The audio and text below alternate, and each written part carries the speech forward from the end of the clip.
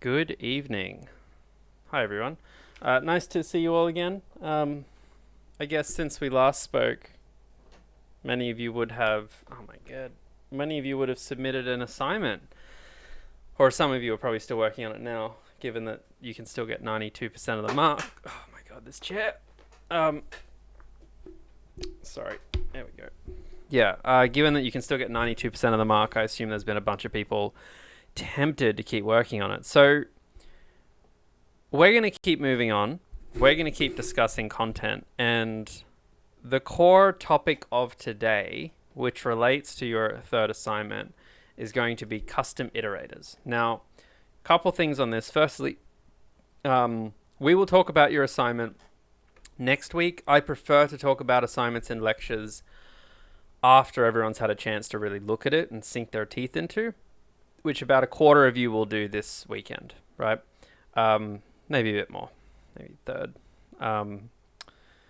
So that's really great to talk about next week because there'll be some better questions.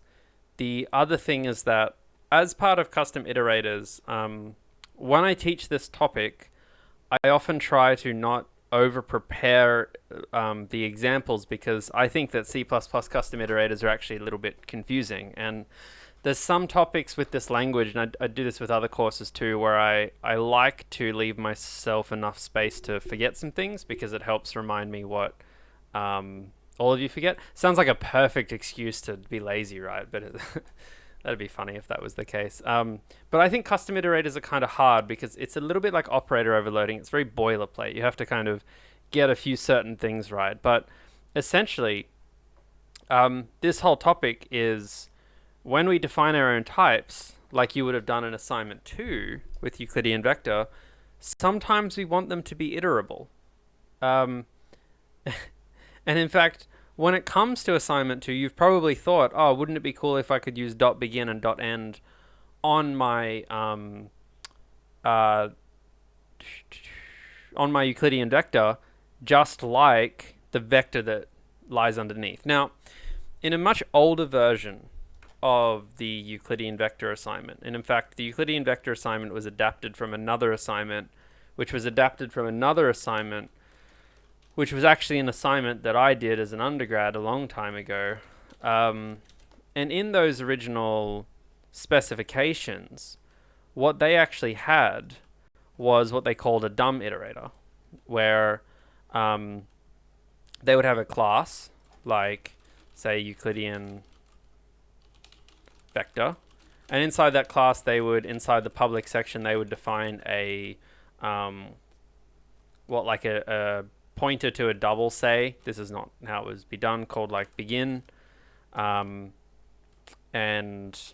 that would return magnitudes. I'm just doing this like really roughly. That would return magnitude 0. And then they would return double end, which would return you null pointer or something like this. And then you could do dot begin plus plus and whatnot. Now, that's not really an iterator, right? That's kind of what a very old version of the assignment asked students to do before we taught iterators.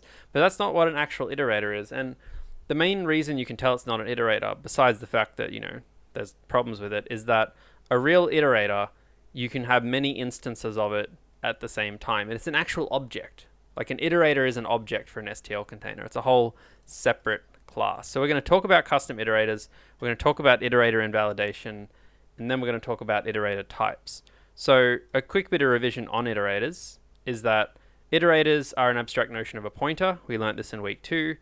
They're an abstract container. They are a class themselves where they abstract something, whether it's a tree, a graph, a list, an array, as a linear sequence of objects. They help us glue containers and algorithms together.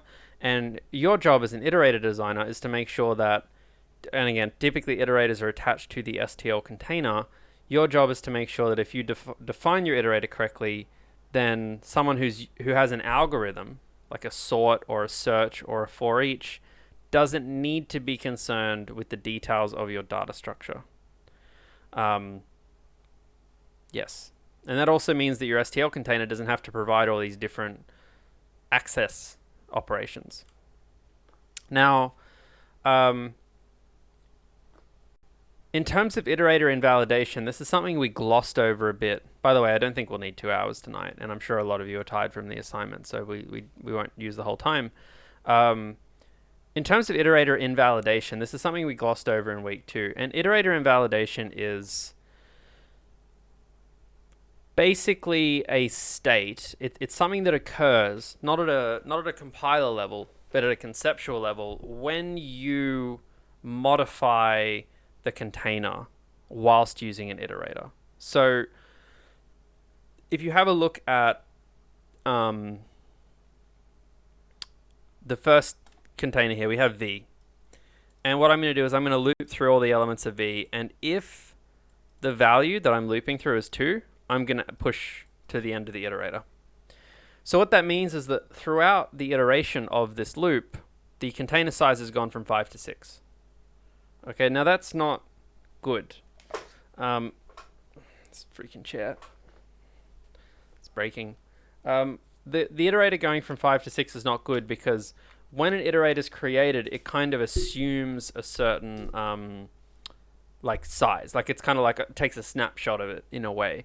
So if we mutate the container whilst we're iterating through it, and that includes erasing like in the one below, then the iterators become what we call invalidated. Now you might be asking, what does this mean? Well, we could probably try this out. I'm just going to grab a random, let's just grab a random file.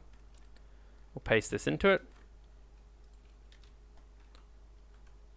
That's that's some work notes. God damn it. Great. So we've got ourselves a standard vector here. I will just do vector, and then let's try and compile this one. So we've got a standard vector. Let's make it all pretty syntax. Then we want to iterate through it twice and push back. And let's see what happens here. Now, like, what do you expect will occur? So here I might say, auto const x. Oops, sorry. Auto const x in V. Let's just print it out. So we'll go standard C out x. Yeah, let's do that. Let's see if this compiles. Probably missing a library. Nope, no, everything's fine. And then we'll just run it. Demo 750. Yay, memory error. Let's comment some stuff out and let's have a look at what's happening here. So let's first comment this out. See what happens to this program now. Okay, we're still getting a memory error. So why are we getting a memory error? Does anyone have any idea? Is it something I'm doing wrong? I don't normally run this piece of code. I just thought it would be interesting to run today. Address sanitizer sure seems mad.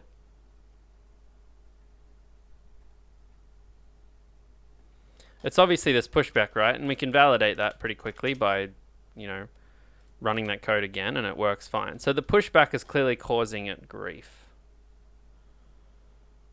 Let's try putting some other stuff in our code.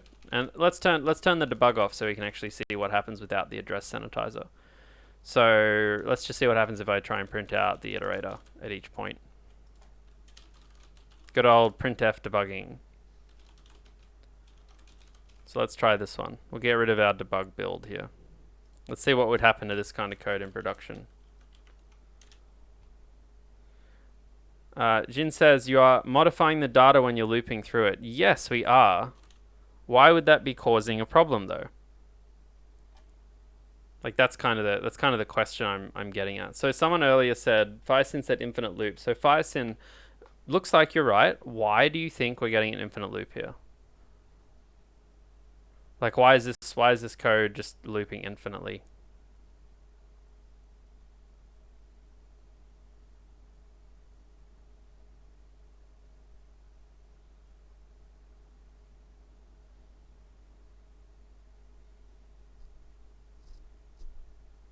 So another thing, let's explore some more. Let's try and see what happens if we see out iterator, and then let's try and see out v dot begin, and maybe we can see out v dot end. I can't remember if we can print. I don't print pointers much. Nope. Can we void star these? Don't do this. This is bad and naughty. Oh, technically they'll want the address. I'm not going to do that. That's too complicated. So let's see what people have said. I just tried to overcomplicate that example. So, George, okay, so Firesyn says it's adding 2, then at the next 2 it adds 2. George says, doesn't it create a new pointer? Well, that's a great point. So I think Firesyn's probably nailed it here. So let me get rid of that silly line I have. So if we go and we have a look here and we run this code, and then I stop it really quickly, and let's actually output it to a file. So I'm going to output the output of this to a file. Sometimes this is an easier way to do something. If I open that out file, let's have a look at it. Notice that the first value here is 1, then it's 2, then it's a giant number, then it's 0, then it's 5, then it's 0, then it's another number, then it's 0. So it's adding 2, then at the next 2 adds 2. Well, maybe. When I go further down though, we're not really seeing this problem. It's a lot of garbage again. Is it because it resets the iterator? So there's not really a reset that happens with the iterator. One of the main problems here, I'm guessing, is that you're essentially confusing. Let's look at how this starts again. So I'm just going back up to the top. So we get a 1, we get a 2, and then we get a gibberish number. The thing we have to be careful of here is that we are, in this case, potentially changing where the end of the iterator is. If we pause this one for a sec, and we just go and have a look at, say, the next example down here, where we erase things. So look, if you look at this example where we are...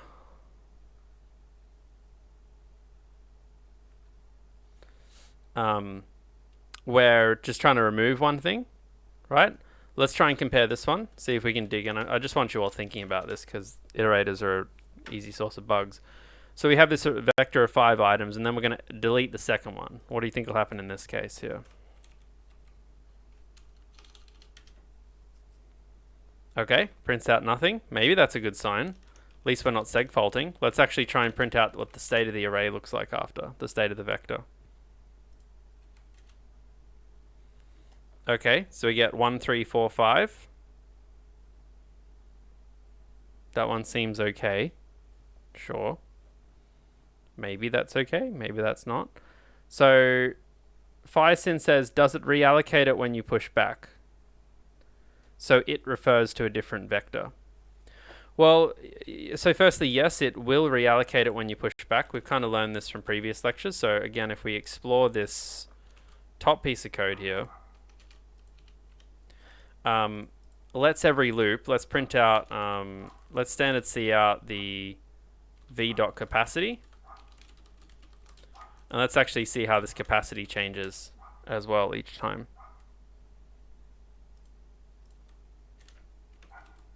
And I will have to print that out to a file again. 5, 5, 10, 10, 10, 10, 10, 10, 10. Okay, so what clues can we pick up from this? Well, the clue here is not that it just continues to resize itself, okay? And you can tell that because it started off with a 5, it looped through 1, it looped through 2, and then when it looped through 2, it pushed back 2, which increased the capacity to 10. So clearly we've added more to this vector. And again, you could also look for clues by printing out v.size here. So let's run this one more time, print out v.size to see how big it actually is. Okay, so it's 5, it's 5, it's 10, it's 6.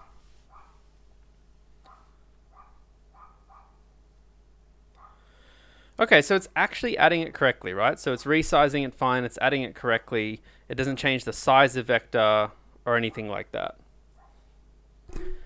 Does it realloc when you push back? Yeah, it does realloc. So it refers to a different vector, different space and memory, same pointer but less values. So it's okay to make it smaller, not larger. Well, what I'd like to do here, and this is kind of the last thing I'd like to do. I've just forgotten how to print out v.begin. So like if I want to print out v.begin, v.begin gives me an iterator. So if I want to print out, I wonder what happens if I void star this. If I want to print out the address of v.begin, use of old style cast, go away. Go away. How do you print out a pointer again? I haven't printed out a pointer. I mainly print out pointers in C these days. Well, we could try G++ing it. That's not my favorite solution to things, but when you need it.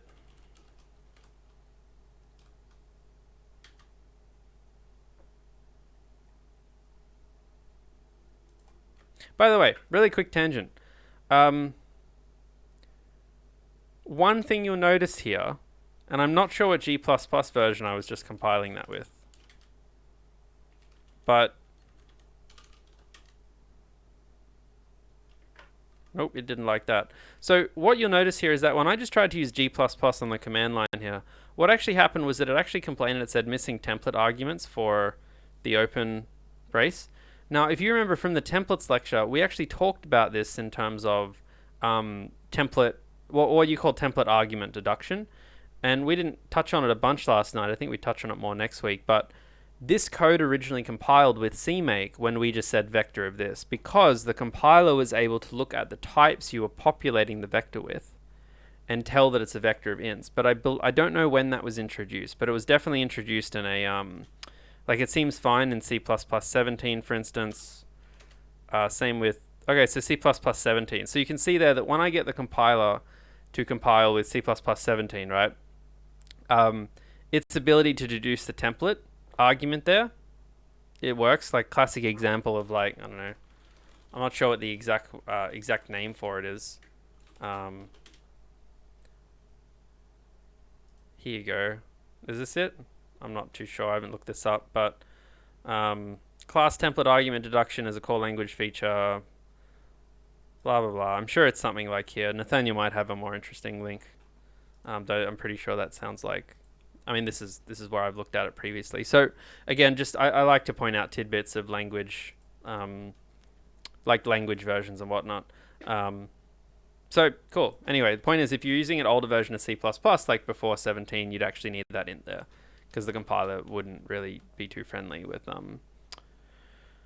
deducing that. The real thing that I'm pretty sure is hurting here, we'll come back to this example after, but when you are mutating a vector, particularly modifying it, here we're really throwing off the value of .end. So essentially what you are seeing here from us is that we are iterating kind of non-stop. So essentially this condition here is never quite set to false, right? It's like always true. So essentially our iterator never seems to be equal to .end, right? The details of that we'll maybe try and come back to, but the actual mutation of the iterator has basically done what we call invalidated it. That's why we call it iterator invalidation, because if we're mutating the data structure, then all bets are off. So we often talk about undefined behavior and other things like that.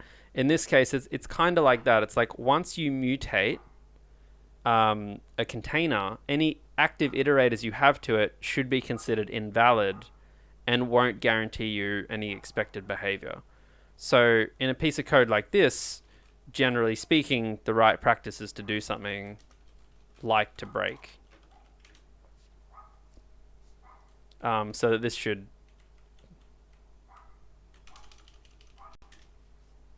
work now, right? And if we try and print this out, we'll get the same results. Sorry, I don't know if you can hear the dog screaming from a few doors down. 1 2 3 4 5 2, and then if we remove this, what we should see is, well, what's going to happen here? This one will get interesting. What do we think it'll do? Segmentation fault. So that worked before. Why did that work before? That worked before because we had 1 2 in the vector. So if I don't actually add this other 2 to the vector, we don't have any problem here, do we? It should just work fine. We get 1 3 4 5 because this vector had 1 2 3 4. it erased something from the vector, and yeah, the vector was resized, I guess. But it's still, actually, yeah, the vector was resized, but it just kept going. Fisin says, does it have something to do with the 2 being at the end? Yes, it does. So, Jesus, that dog. Goddamn dog. Yeah, it does. So let's try it out. So let's actually see what happens each iteration we do. So let's build with this. Okay, so what is it actually printing out here? It does 1, 2, 4, 5, 2, 2. That's really interesting. So why do we think it's doing 2, 2? So you can see it does 1. That makes sense on the first loop. The second loop, it does 2. Sure, that makes sense. Then what the vector did, so if you imagine for a second the vector's here, 1, 2, 3, 4, 5. And let's have a look at where the iterator is. So the iterator's at the start there. It's at 1. Great, it goes through. IT++, it then goes to the 2. It checks, is the dereference of the iterator, is the value 2? Yes, it is, so we're going to erase it. So what happens now is that the actual container's mutated and it's erased. So then you finish that loop, you plus the iterator, which moves it to 4, and now the next element you get is a 4, and then you plus the iterator and you move it here, and you get a 5, and then you plus the iterator and you get it here, which I'm pretty sure is just looks like beyond the bounds of memory, basically. Yeah, so it can't reach .end. So the only thing I'm kind of mental blanking is just I can't remember how to print out an iterator with the CMake, how to print out the pointer of an iterator. I don't know if we can print out, I don't think we can print out the address. Anyway, someone will tell me. Someone tell me how to print out an iterator's address, because then we can have a look at the contiguous memory, which should help us make more sense of this. Ah, freaking hell, I knew it was something stupid like that. Yeah, so Nathaniel's told me what it was, and this is what I was thinking it might be before, but it sounded so ludicrous that I was like, oh, maybe not. So I'll just put the brackets in here for fun. So here's the tricky thing about iterators, right? v.begin returns you an iterator. An iterator is a class. It's an object. It's an abstraction of a value. When you do dereference on an iterator, you get the actual value that it's pointing to. So, you know, if you have like an iterator here, IT, like this, and you have your actual container there, IT just kind of abstractly points to this, right? When you say I would like to dereference IT, it gives you this actual value here, the concrete value. And then after that, when you ampersand it, you get the address of this thing. If you just try and get the address of the iterator, you're going to get an address, I believe, to the iterator object. I don't think it's operator overloaded, which isn't what you want, because you don't want the address of the object, you want the address of the actual value. So if we go back to the code here, and then just for fun,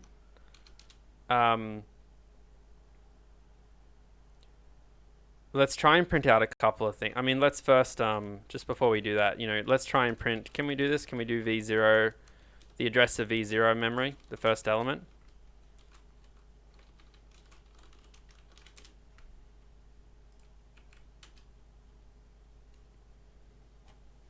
I mean, I would have to overload the ampersand if, yeah.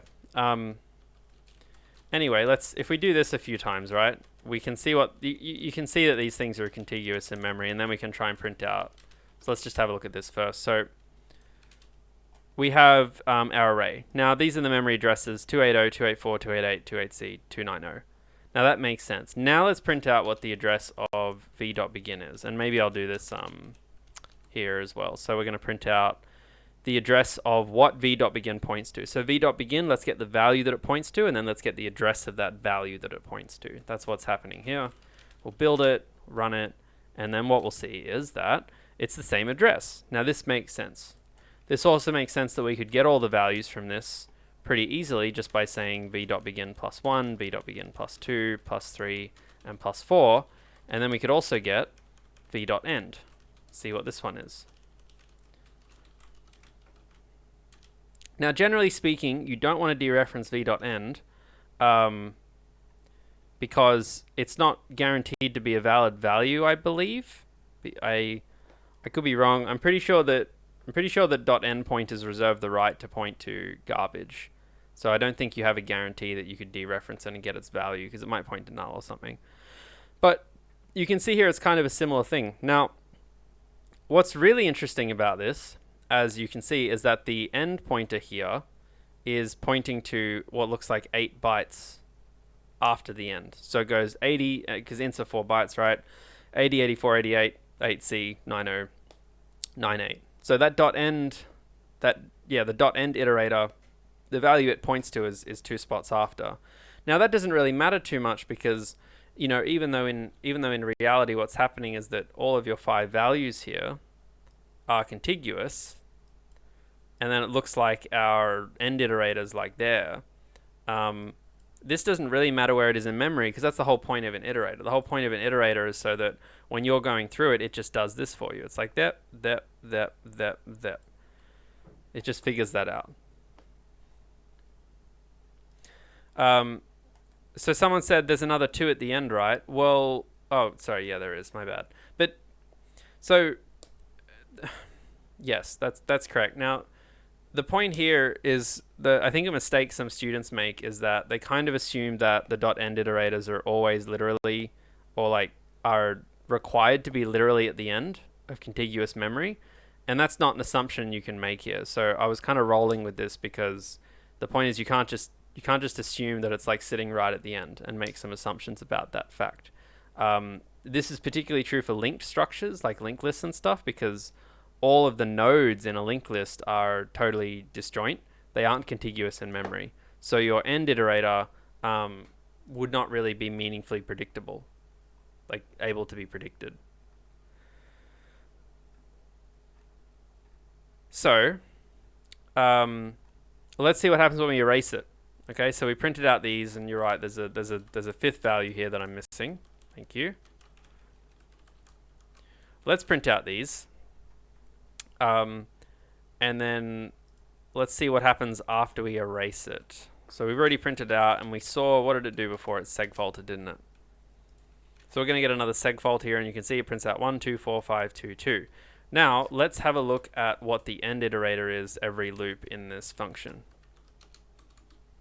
And let's have a look at what the address of IT is as well.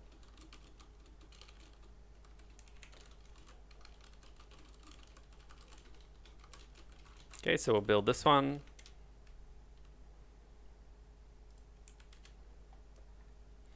Okay, so we're starting the loop. Now, this makes sense. We start off at 80. We're going till 98. We go to 84. We go to 88. We go to 8C. We go to 90.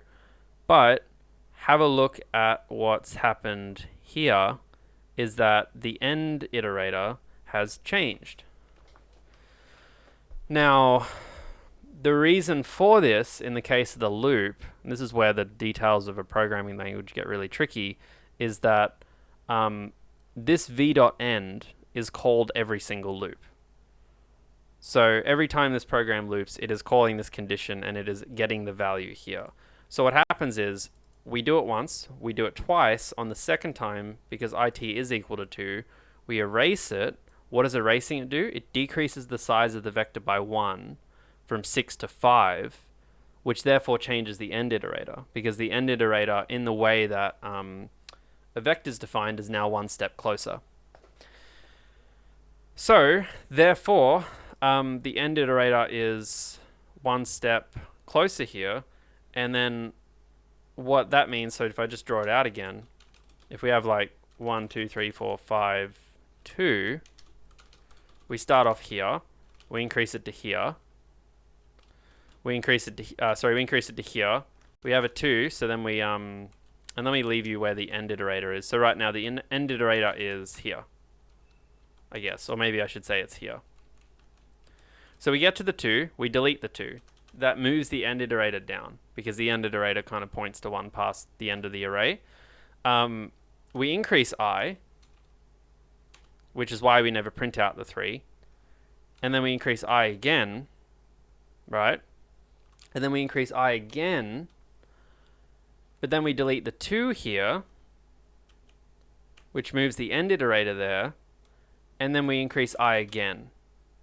And now suddenly we get lost in 1 and 2 situations, which is either some kind of loop, potentially, where I just continues to increment until it segfaults, or it segfaults immediately because we're accessing memory that's not ours.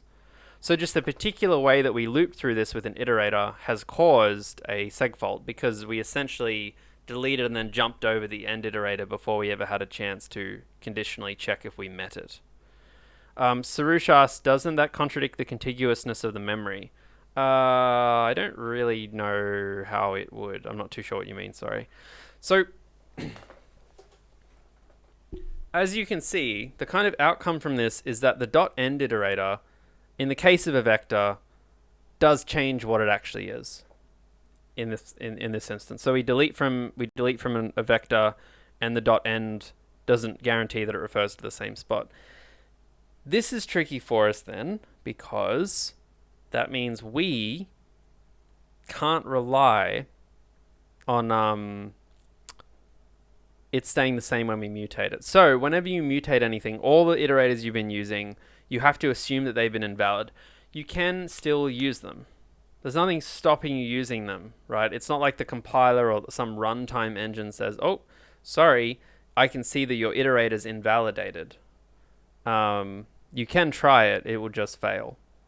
So that's what you need to keep in mind. Very long-winded we chatted about that, but I think it's an interesting kind of revision on objects and iterator objects and memory and containers and everything else. So using an invalid iterator is considered undefined behavior, just like indexing an array larger than its size. Suresh, when you mentioned n might not always be at the end. The point is that a container stores data, right? An array-based container will store it contiguously. A linked-based container, like a ordered set, will store it in a binary tree. Other things will use a hash map. An iterator is an abstract linearization of a container. An end iterator, an iterator at the .end, is an abstract notion of a step past the last element. It's an abstract notion of that concept. There is no requirement that it's actually reflective in the underlying data structure. Now, obviously, for things like arrays, library implementers have decided to stick with it being literally one past the end of the container because it fits the model. It's very easy to do. But again, for linked structures or for hash-based structures, there is no real end to it. So in some other structures, you might see like vn be a null pointer or something, and that's why you can't really just like assume anything. And the whole point here is that you can't just assume that you understand how the .end works, because you're dealing with an abstraction of the container. And the second you mutate the container, you have to assume that you've invalidated that abstraction and you need to loop again. Jin says, if we add it equals v.end break at the end of the loop,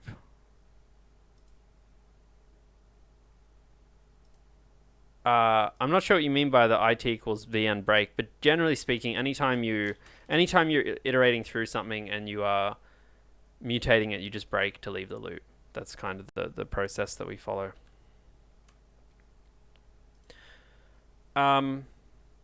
Okay, so we've already kind of talked about this, but like just to quote CPP reference here, there's a line from CPP reference that says, if the new size is greater than capacity, then all iterators and references are invalidated. Otherwise, only the past the end iterator is invalidated.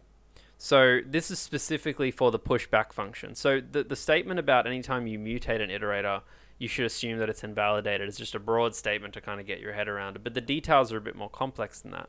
Because in the case of a vector, right? So on a case-by-case basis, we just kind of understood how a vector works. When you add to a vector, it increases it by 1. When you remove from a vector, it decreases it by 1, right? And what we saw earlier was that if we just add to a vector, like this, we get rid of all this stuff. What did we see happened here? We got a segfault here. Why do we get a segfault there? Oh yeah, because the new size is greater than capacity. Yeah. So, but I'll demonstrate you a slightly different example in a sec.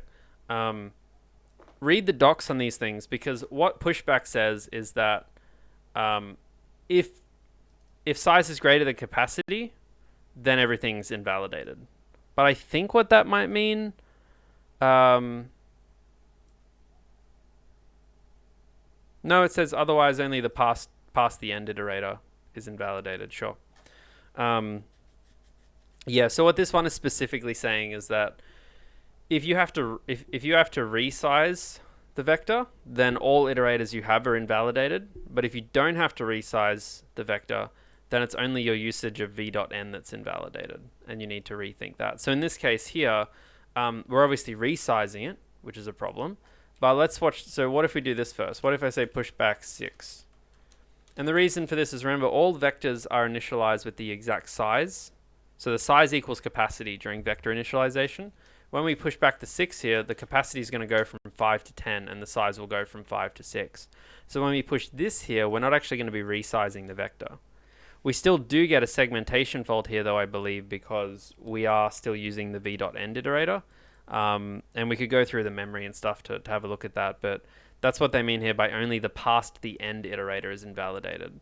So it's kind of like if you resize it, every iterator you have is invalidated. Otherwise, just the past the end iterator is invalidated. And what do we mean by that? What we mean by that is that if I say here auto const, well, yeah, if I say auto const begin equals v.begin, and then down here I say standard cout begin like this, the begin there is still considered valid. This should work. Yeah, so the begin here is still considered valid because according to the pushback rules, if we aren't resizing, if we aren't expanding the size of the vector, then it's only the v.n that becomes invalidated here. Otherwise, upon mutation here, this would become invalidated too. I'm assuming the reason for that is mainly because I guess with a vector resize, the actual addresses probably change in memory. We could also test that out really quick too. Like this is the thing about like C and all this other stuff, is you can just try things out really freely, right? So I could say, okay, what's the address of V0 here? And what's the address of V0? So let's actually see if the memory location changes. You know, some of you will know this because you're curious cats. And look at that. There you go. Like, that's one big reason why all iterators are invalidated after a resize, because it's actually different memory now. So, you know, if you've had a previous iterator that points to a particular address, and then you increment it, it could now be pointing to invalid memory. Yes, and Nathaniel's made a good point here too, which is that using v.end here, because this has resolved every single loop, it's technically still fetching the iterator each time, which is okay.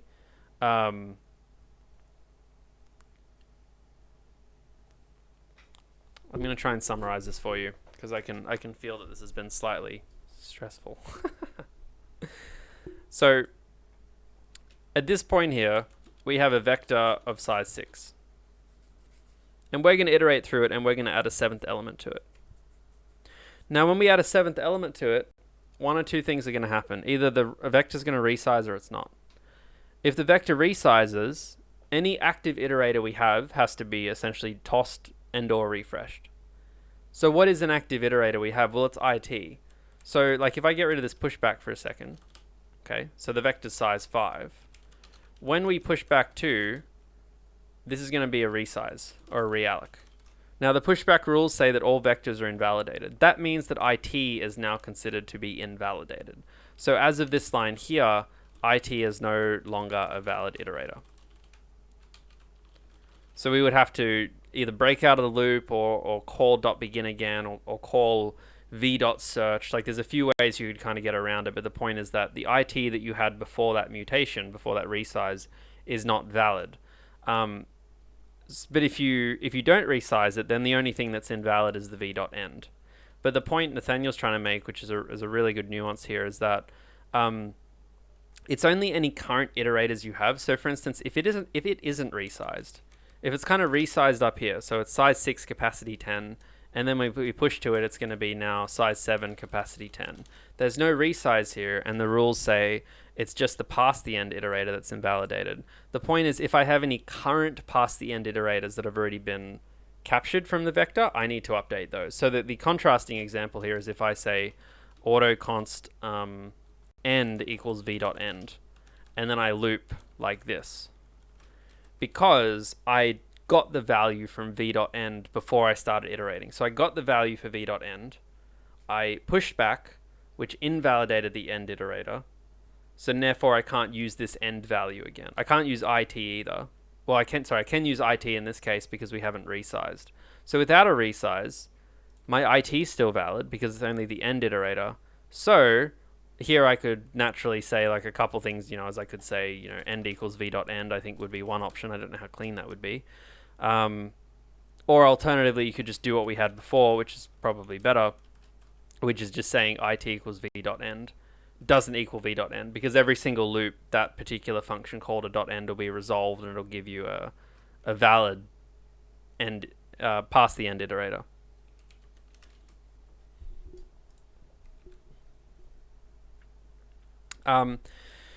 We can see with erase here that erase invalidates iterators and references at or after the point of the erase, including the end iterator.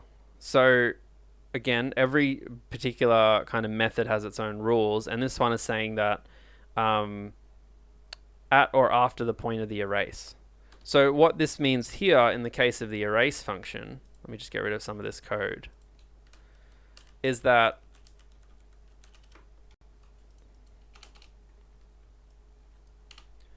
if you have something like this and you erase it, we do have to break because the IT iterator is no longer valid because it was basically captured or defined before that invalidation happened. We also can't do things like say IT, or we also can't do things like say IT minus minus, because at the point of the erasure, IT became invalidated because it says it invalidates any iterators or references at or after the point of erase. So IT is bust for us now because it was at the point of erasure. However, if we did something else, like we said auto begin equals v.begin, like here, and then I said auto IT equals begin, then we can still actually do something here, like say begin plus plus, or we could standard C out begin. Like we can do this because begin here isn't just an iterator to the start. It's before the point of erasure. Whereas like here IT was like moving along and it was at or after the point of erasure when that happened. So again, just things to keep in mind with these rules. So in general, the thing you need to be careful of is essentially, I've been using the word mutating a lot. What I've really been meaning is mutating the structure, like adjusting the structure. We don't mean changing the values. So it's like you have to be really careful, and it's probably just best to assume this unless you want to read the rules, that your iterators have become invalid once you add or remove from a container. And as we've seen here, there are different rules for pushback for erase, different ones for different containers as well. As you can see, the comment here is the hash maps, the unordered sets and the unordered maps, they invalidate everything when you add elements, like literally everything. So you have to be careful about that. Now, the next thing, so we don't have a ton to go through tonight, but most of what we're about to go through next, we'll probably do this after the break, is I want to define a custom iterator with you. So most of this will just be coding. So we're just going to define a custom iterator, And then we're just going to talk about some properties of iterators, and that's kind of it. But thankfully, that's essentially the topic on iterators. So let's take a 10-minute break and get stuck back into iterators and get some practice with it. Hi, everyone. Welcome back from the break. I am just unwinding some changes I made. So we're going to run through basically a demo of how you could interact with how you could actually define your own iterator. So this is not with a generic or templated type. This is just with this like a static type. And I'm not going to be writing much code here, just because we're going to be using the code. So, sorry. And all of it kind of comes from these slides here. So when we're actually defining an iterator, when we're creating our own iterator type, every iterator in C++ has a fairly straightforward boilerplate structure, at least prior to C++ 20. And you have to specify some things. Firstly, for this iterator, remember an iterator is for a container or something. What is the category of the iterator? Is it input, output, forward, bidirectional, random access? We talked about that in week 2. You know, what are the limitations of the iterator? What's its value type? As in, if you say to me, get a value of this iterator, what is it? What's its reference type? What's its pointer type? And then also, what's its difference type? That one's a little bit weird. But these are like the 5 things you generally need to tell the compiler for it to make sense of your iterator for you. Here is an example of a generic iterator class. So remember how I said before, like you have your STL container, which is a class, but then you have an iterator, which is essentially a whole separate object. And this is an example here of how you might go and define that iterator.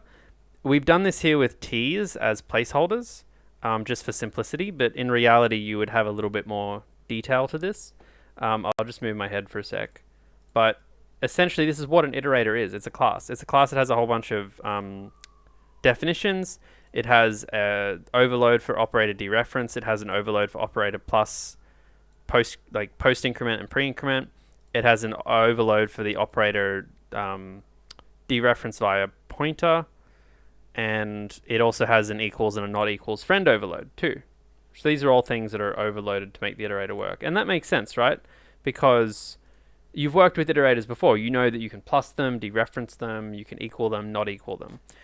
What we're going to look at is that in the context of a class.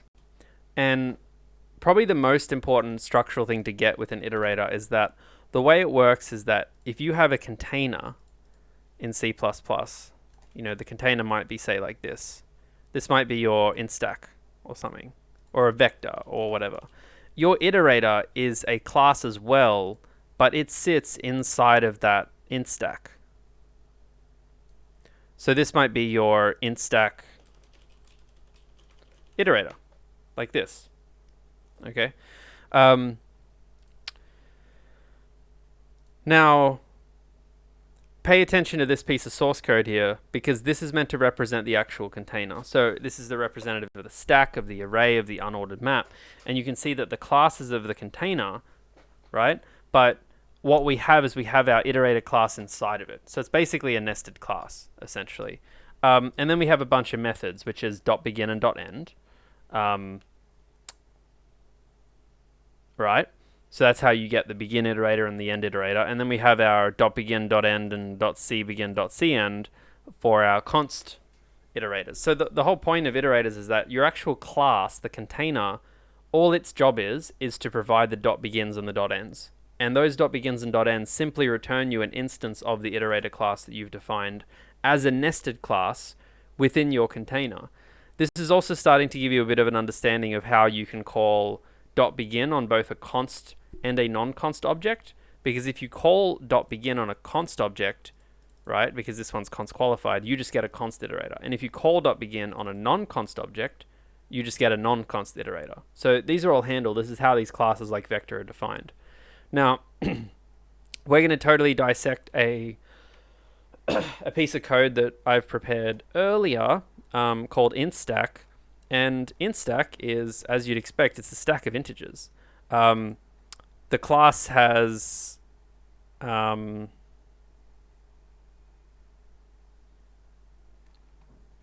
I'm just having a look at how it's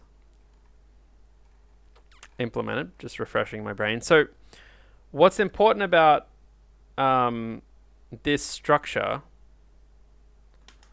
it's also, so Kai's mentioned isn't using std, isn't using std something bad. So what we've said in the course previously is that there's pretty much never an excuse to use using namespace and then the namespace, but there are certain circumstances where it's okay to use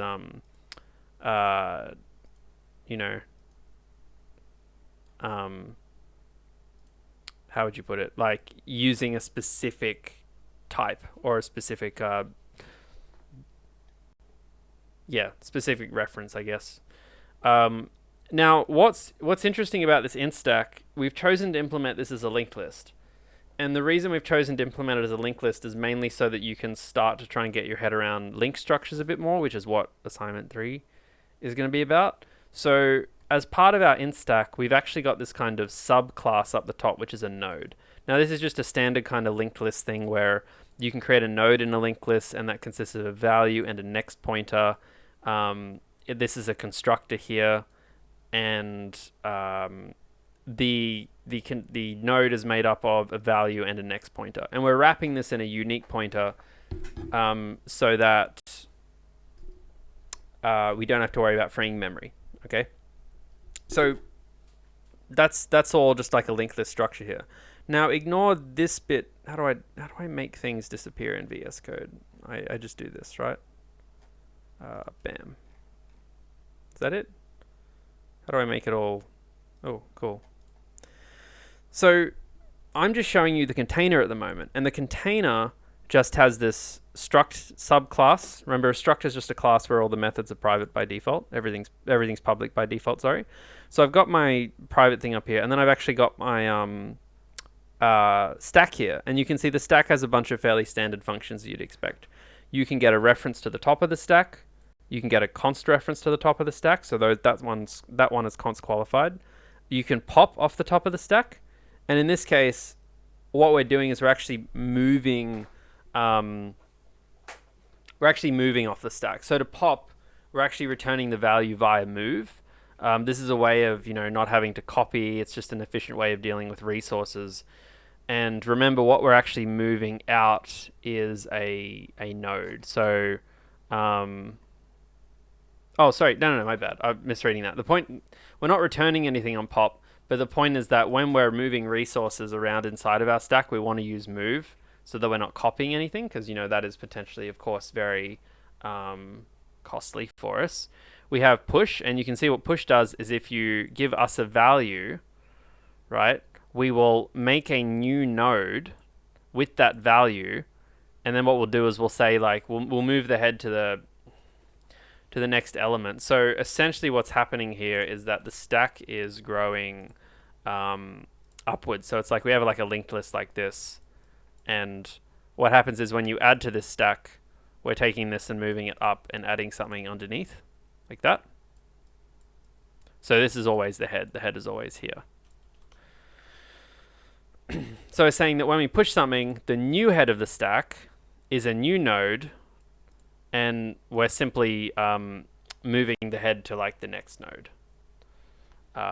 Some of the standard move and whatnot you can go and look at in your own time. It's not like the standard move, some of that in the linked list is not critical to the understanding of iterators. It's just we've given you a slightly different code example. But the stack operations are pretty standard here.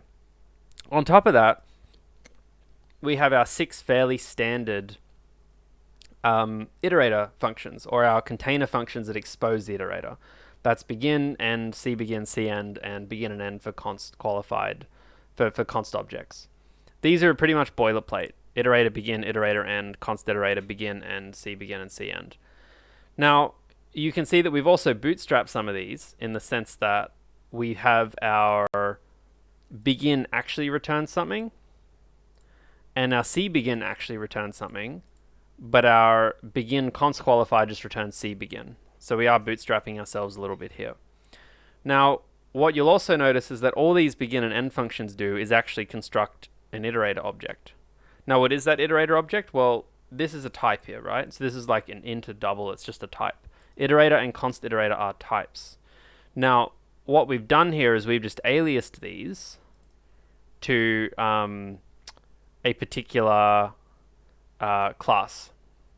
So we've created this iterator class, and what we've said is that when someone calls .begin or .end, or they call cBegin or cEnd, we're going to create an iterator class, and we are going to return it to them. Is everyone following so far? The only question right now is what exactly is this iterator class? So again, just for clarity, the point is that someone can come along and say, what's this struct instack? So someone can come along and say auto is equals instack. Sure, I don't even think we have a constructor here for it. So we create a new instack, and then you say is.push 5, is.push 6, and then we could say for auto it equals is.begin it is not equal to is.end plus it, and then we could do something with it.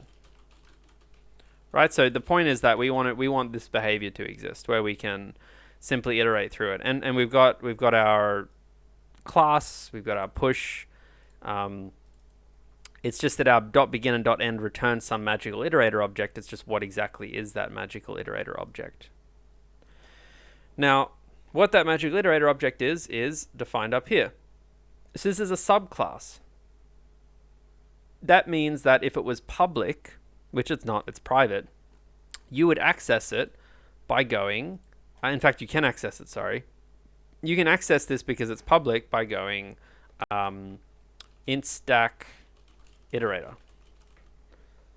You can't say instack iterator with a capital I because that's not exposed to you, right? That's up here. So this is all private, but we've aliased it in the public section. Now you might be asking, why are we aliasing it? Why don't we just Why don't we just define it in the public section? And the reason for that is because this way, like with containers, we like to have a fairly standard format, which is that the non-const iterator is lowercase iterator and the const iterator is const underscore iterator. So it's pretty much just an abstraction that lets you name this whatever you want, put it wherever you want without having to worry about it. Firesin said, does making it an iterator allow us to do four range base loops? Yeah, so with C++, four range loops quite literally just use the iterators underneath the hood. So you could do this as well. That is what would be available if you implemented your iterator correctly.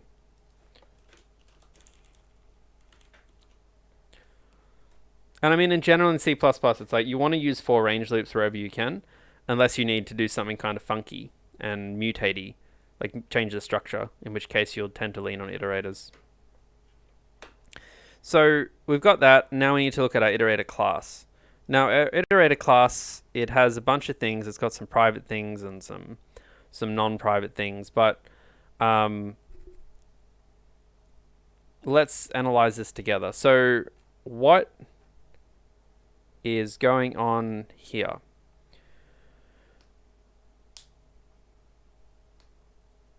I'm just having a look at these things.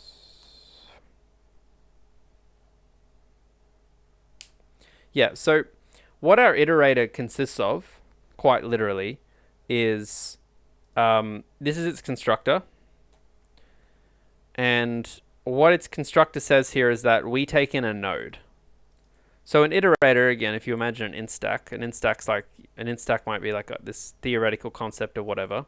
When you create an iterator, which is an abstract pointer to that stack, it's going to take in a node so that it knows where it's pointing to. Because an iterator is an object that at any given time is pointing to a particular element.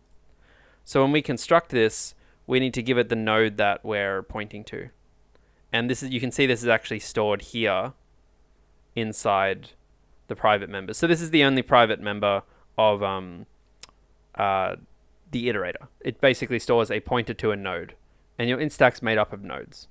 And when we construct our iterator object. We just give it a node, a pointer to a node, and then that's what we store. So really simple. It's literally just storing a node, like a pointer to a node. So you've got this stack here with all these different elements, and it's just which one are you pointing to? That's all the question really is. So you construct an iterator. It's just this object over here. You could construct another one that points to this node or whatever.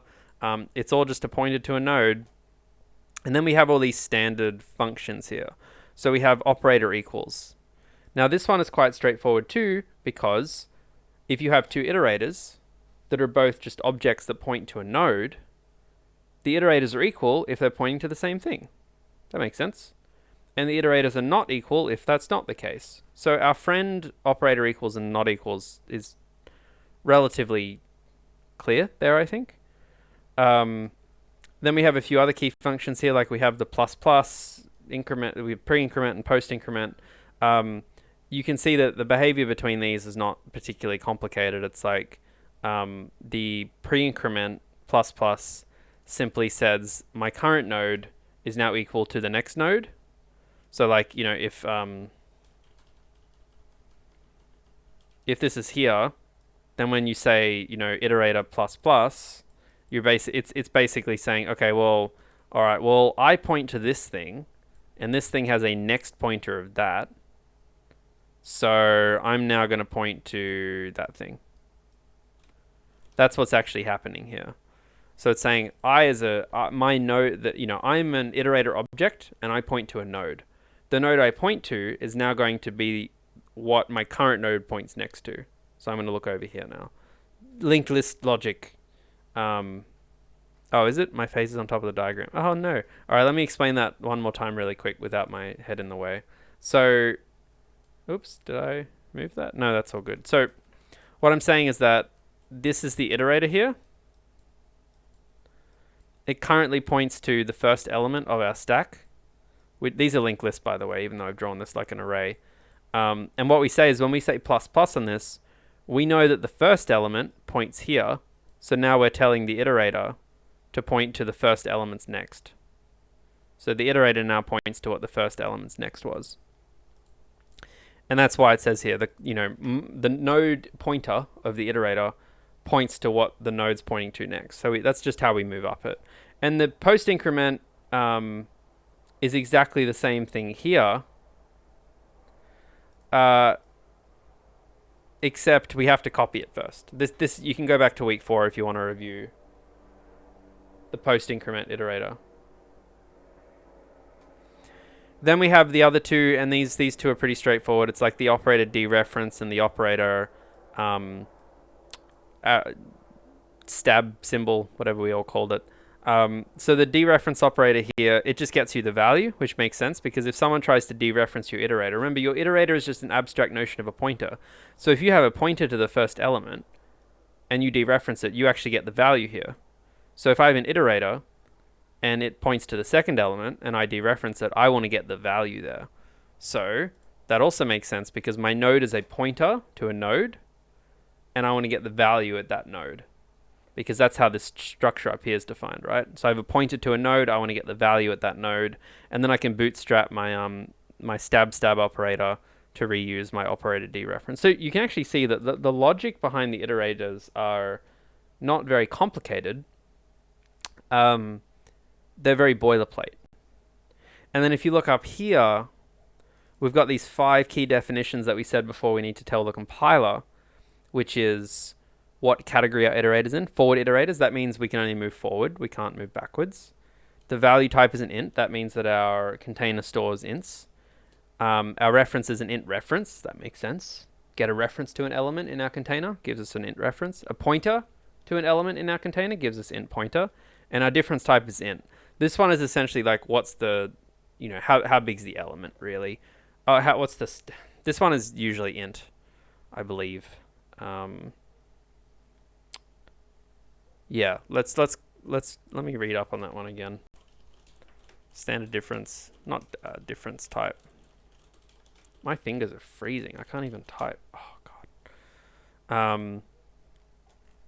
So what was I looking for? Clicked on the wrong thing.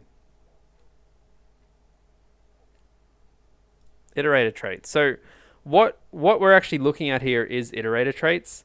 That's what these 5 things are here.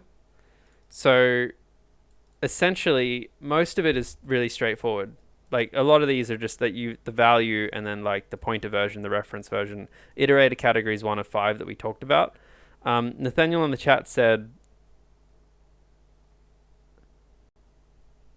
the only other kind of difference type you come across is standard pointer diff. So pointer diff type. Standard pointer diff type is essentially, I believe, just the space between 2 pointers. Yeah. Oh, yeah. So when you subtract 2 pointers together, you get a type. That makes sense. So the compiler will automatically assign that type.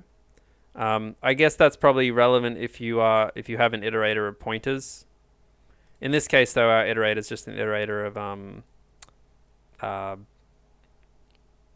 ints. But anyway, this is one area I would encourage you to go and try and read more about as well, because it's not something you'll have to think a ton about for your assignment. You'll just kind of put something down and you'll figure it out. But read up on the iterator traits too. It's a worthwhile page that gives you just a little bit of information about how iterators work. A lot of it's kind of overkill though. Great. So again, as you can also see here, all this iterator stuff is kind of up till C++17. So you'll see this becoming less and less. This pattern become less and less commonly used.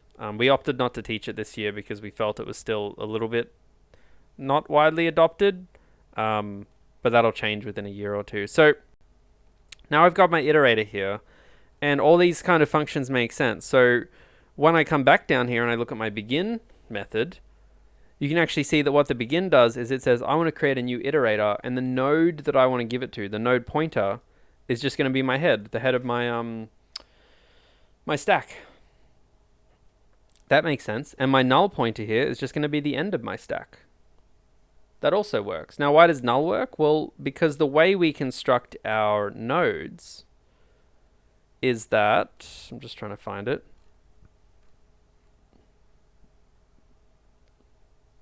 Where's the constructor? Losing my mind. Oops, sorry, someone's distracted me. Kai says, is using like type def but recommended in C++. Yeah, so using is an alias, and it's pretty much what you would use instead of type def in C++. But, I mean, type defs are really just... I mean, type defs you typically put at the top of your file. Using is more like an alias. Like, I'm pretty sure using has scope, for instance, which is another reason why it's quite nice, because it, yeah, it actually has a sense of scope. Someone says, okay, so another great question. Suresh says, why is the constructor private? That's a great question. So why is this iterator constructor private? Why is it not public? Well,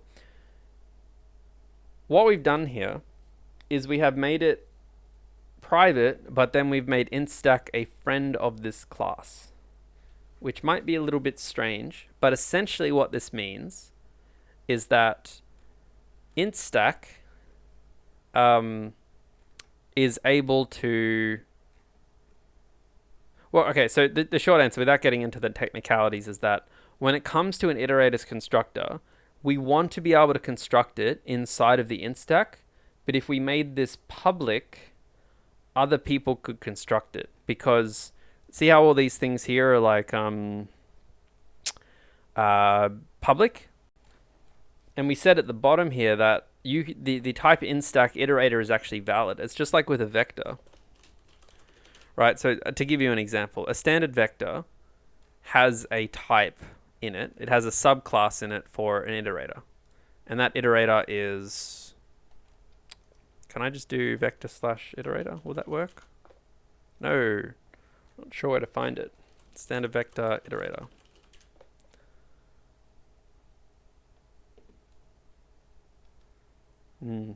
Anyway, I don't know if it's clear in the docs. Maybe I just don't know where it is. But the point is that somewhere out there, like standard vector int iterator is a valid type, right? It's actually a valid type. You can use it if you'd like to, but you can't construct it. And that makes sense because we wouldn't want you constructing your own vector iterator. Like the only way you should be able to get a value of that type is if the container gives it to you. So by making our iterator constructor private, we can allow the scope of this class to be public so that people can call the interface methods on the iterator, but they can't construct it. So it's pretty much just like prevents dumb things happening. And I'm pretty sure we make it a friend of instack so that instack is able to access things. And I can't remember class scoping off the top of my head. I'm sorry. But generally speaking, the point is we want instack to be able to construct iterators and not anyone else. And you might think, oh, well, like, sure, why don't we just make the whole thing private? Well, the whole thing is private, but then it's like, if the whole thing's private, then then people like you and me won't be able to use the iterator methods. And if the whole thing is public, then they might be able to construct the iterator themselves, which we don't want. So we make the interface public, we make the constructor private, and then we give instack permissions to construct it, essentially. So that's why we can do things down here like actually construct this. Otherwise, I'm pretty sure we'd get a scoping error. It would be like, sorry, you're trying to use a private part of the iterator type. So that's why we have that there.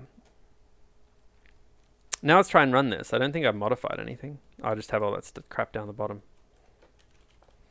So let's try and run this. I've got demo 750 stack. So, oh boy. So this is an old piece of code that I found to run it. But let's just ignore that for a sec. There's a lot of stuff there.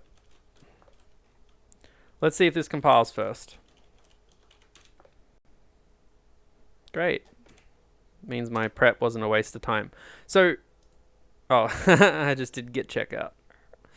Great. Yeah, build, run it. Okay, so it runs fine. I just git checked out my file, which got rid of the comments. So this runs fine. We managed to push to the stack. Okay, let's try and get an iterator for it. Iterator begin equals l.begin. Okay, now we have an error, unused variable. Surprised I'm getting that error. I thought I'd turn those checks off. Huh. I'm not sure. That's really weird. But we can print this out, right? Standard cout dot begin, and this should give us our first element.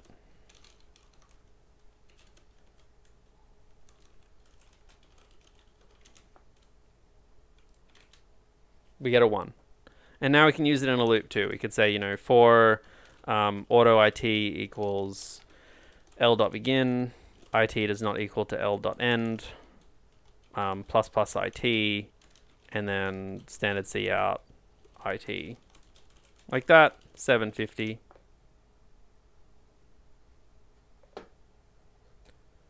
Yep, and then we can run it. And then we get 1, 2, 3, 4, 5, as you'd expect, right? And that's really all there is to it, right? Like, it's like, okay, well, you have a container. We had to add these functions to it, which are all pretty standard, C begin, C end, begin and end for const, begin and end for non-const. They all just construct an iterator. The begin ones construct an iterator that takes in the first object. The end ones construct an iterator that takes in a notion of the last object, or null pointer is pretty standard with linked structures. Our actual iterator itself just stores a pointer to an object or some kind of reference to an object. Pointer's generally fine. And then it has a whole bunch of standard public interface methods like equals, not equals, plus plus, dereference, whatever. With these iterator traits. I mean, the good thing about iterators is you can largely, like assignment 3, which we will talk about next week, is a much more complicated version of all of this with templates, right? It's a graph. You're trying to build a templated graph with its own iterator. And that's complicated, but it's still all basically, it's all the basics are all still from here. You're still having a class with a subclass in it, and that subclass is an iterator, and that has to have its iterator traits and has to have these general kinds of methods. So some questions. Jin says, why we use C-style pointers here? So we like to use C-style pointers in libraries, generally. Well, I mean, most of the pointers here are what you call, like, the main thing to avoid here is not the use of pointers, because pointers can be beneficial. It's that we're not doing any explicit memory management. That's the most important thing. And a lot of the pointers you see are like the this pointer or the dereference operator. We're not actually doing much pointer arithmetic here, which is one of the most important things. But just to kind of move on from here, if you wanted to say take your iterator, your object, and create a bidirectional iterator, you would just have to add more methods to it. Right, now, usually in the case of a reverse iterator, I'm trying to remember. So sometimes you can reuse your iterator, sometimes you can't. I think for a reverse iterator, we might need a separate... Oh, sorry. Yes, so forgetting that for a sec. I hope this is... let me just triple check this is not C++20.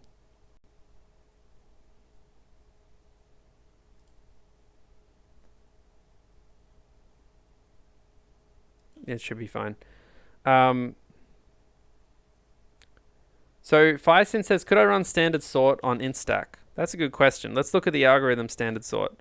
Let's see if we can figure out what it takes in. So you can see that standard sort expects a random access iterator. We couldn't provide that. At best, we could provide a bidirectional iterator. So remember, the iterator types we have our... where are they? Input, output, forward, bidirectional, and random access. Now, generally, we're not going to be worried about input and output, but forward makes sense. We want to move in one direction. We could modify our iterator to move in another direction, potentially. Like here, you can see we've got this plus, plus, and minus, minus. Can we make it go in the other direction? Like, is that possible? Depends on your container, right? In this case, our container, we would struggle to, because we have a forward list structure, right? We would have to modify quite substantially for the time we have left. I wouldn't want to just do that ad hoc.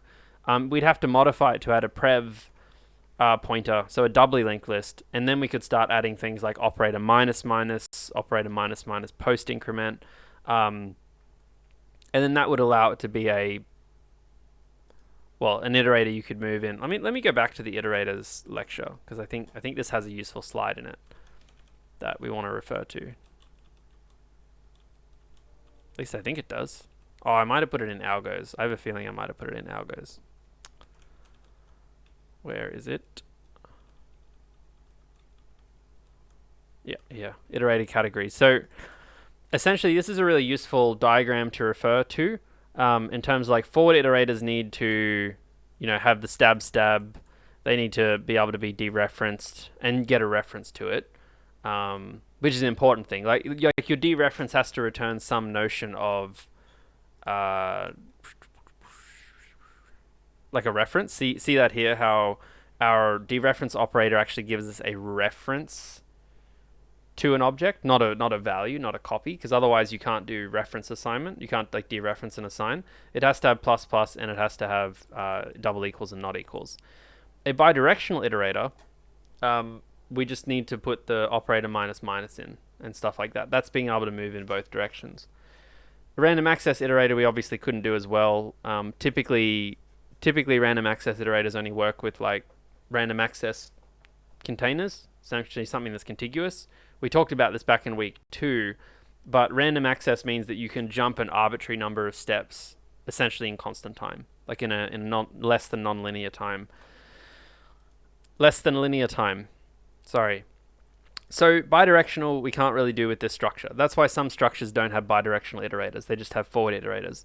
One thing we can potentially do, though, is create ourselves a reverse iterator. Or we can't even do that in this case, actually. I was going to say we could do that together, but I don't think we can with this example. So a reverse iterator, if you think about it, would be maybe a structure like this, except when you create it, you give it the end iterator, and the plus plus operator on the reverse iterator just moves through it backwards.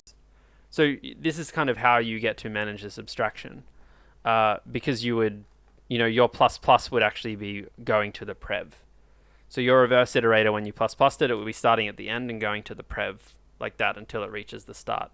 Both of these things are only really feasible if we were to complicate our data structure here, which again is, why, like if we go and look at like standard list and standard forward list in C++, these are just different structures with different capabilities. So, standard list here, it's C begin. I'm not sure where we find what type of iterator it is. Oh, yeah, here we go.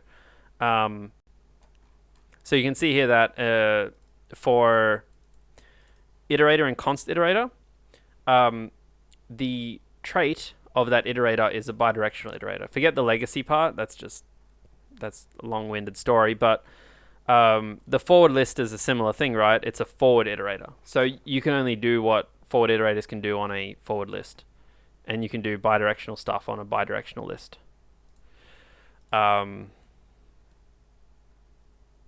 Yeah.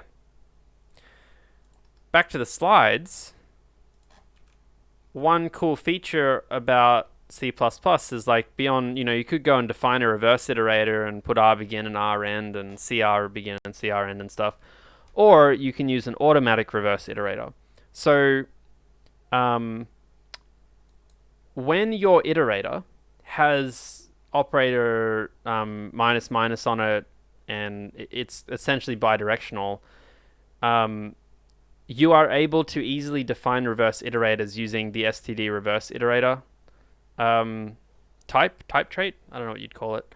And it's basically like a wrapper that takes your type and it statically converts it to something that could be reversed.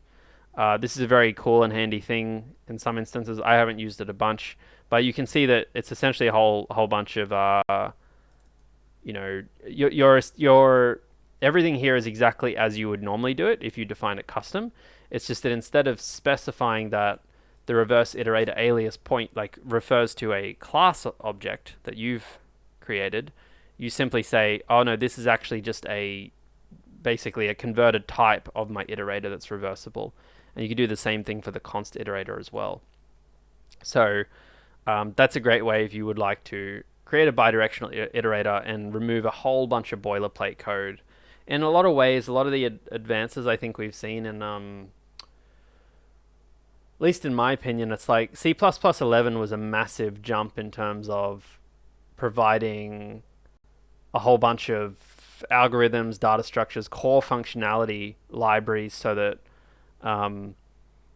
programmers could write programs easier. And a lot of the things that I've seen personally since C++11, like in 14 and 17, seem to be really trying to just stop making your code so verbose, because a lot of C++ still has a lot of boilerplate. And you've probably seen that with assignment 2 and some of the operator overloads. And yeah, more just detail on this front. The last kind of comment here would just be on random access iterators. So random access iterators are exactly what you'd expect. They have the same methods. They have, well, not the same methods, but you can see the main methods they have like a plus or a plus equals ability, and they have a minus or a minus equals ability, and they have the index lookup as well, the subscript operator.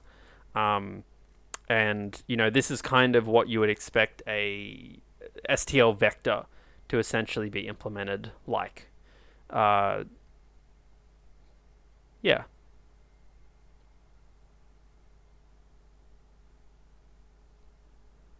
This is actually a good example of where the difference type is kind of relevant, because you can see that for the plus equals and the plus and the minus, what you're essentially doing is jumping elements, right? In those cases, so you're jumping elements from here to here, and in those cases, the difference type is essentially saying what is the space between those elements, which again for most kind of concrete containers that just store values, it's pretty much just going to be type int or type t, or essentially the type of whatever your container is storing.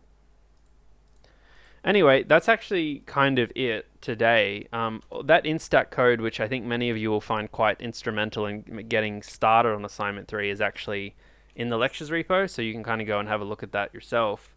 But yeah, just since we're at the end now, I just wanted to check, are there any questions people have? Anything I need to address at the end here?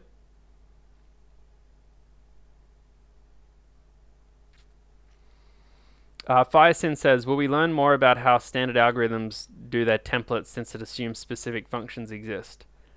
Well, no is the short answer. No, that's just not something we cover a lot in the course. I don't actually have a lot of detail on that.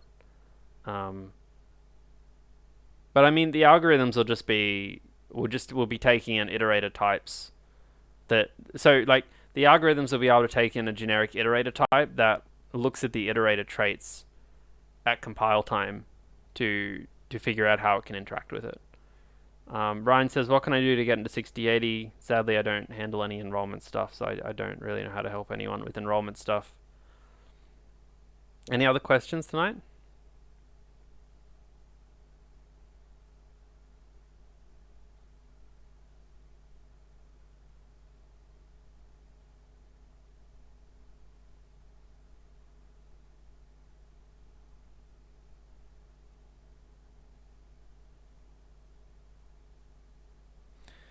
Jin says, can you explain using a bit more? Using is really, like Kai referred to it as a type def. So like you could do something like this, right? You could say type def. I'm just trying to remember. Type def iterator.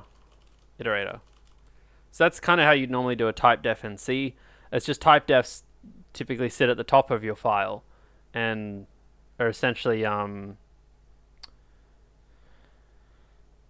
how would you put it? They're in the scope of the whole file. So using iterator equals iterator is very similar. I mean, it's pretty much the same thing conceptually. It just happens that you can scope it into particular parts of the code. There might be some other benefits I'm unaware of as well. Kai says, since iterator traits are deprecated, what's the new way to do stuff? I'll maybe try and share that somewhere on the lectures page. We'll share. We did a couple of lectures last year with C++ 20 features, and the feedback we kind of got from students was just that it was very hard to understand, and they couldn't find many resources online for it. So we kind of opted to stick with this for this year and probably next year, potentially as well. But, I mean, it's still very modern, right? Like, there's a lot of C++ code bases out there that are still running like C++ 11 or prior. So it's not like we're behind the curve or anything on this stuff. But yeah, well, I'll try and put that up so you can check it out. Nathaniel's answered some other questions.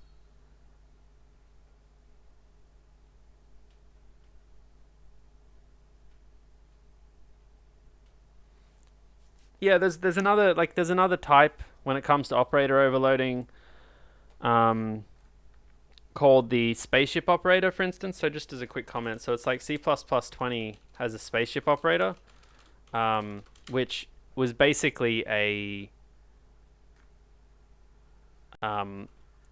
once people realized, like, to do all of the less than, greater than, less than or equal to, greater than or equal to, equals, and not equals to, people kind of realized that all of those comparisons really just rely on like a few basic things, like what's equal to and what's less than. So for instance, another C++20 feature, and this is another one that will probably come in next year, but well, it's in the compiler now, but like we'll probably introduce it into the course next year, is this because at the time last year, again, it just wasn't very well documented and there weren't a lot of great examples online, but basically, they're not going to give me what I want, probably. This was the other problem. It's just like, the idea was that you define one function. So instead of having to define all 6 of these, right, which are all the relational and equality operators, you're able to just define one like this. In this case, it's defaulted, which is just because, the struct wrapper is just going to do a member-wise comparison of the value. But I don't know if there's this was kind of the problem we had last year as well, was that some students were like looking for some actual examples of these, and there was just very little that we could point them to, because pretty much every example online was just like default. But yeah, the idea here is that this is trying to remove boilerplates. Instead of having to define those 6 operators, you can actually just use one operator, and that's a C++20 feature, to make your code more concise and avoid repetition and all that boilerplate avoidance that I mentioned earlier.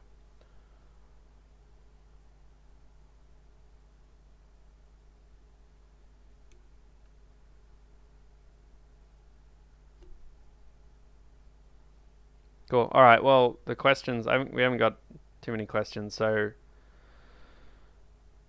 let's wrap up for tonight. Check out assignment 3 sometime between now and next Monday. We'll chat about it next Monday, maybe Tuesday. I don't know. Guess Tuesday, but we'll see how we go on Monday. And yeah, congrats on getting assignment 2 done. You're 2/3 of the way through the assignments in the course. This course has a fairly small exam, so keep up the good work, everyone. And yeah, that's really it. Nothing's really due till the start of week 10 now in this course, so good luck with your other subjects and catching up on sleep you probably didn't get during flex week. Yeah, have a great night, everyone. Oh, and feedback. Oopsie, always forget. Fill this out on your way out too. That would be great.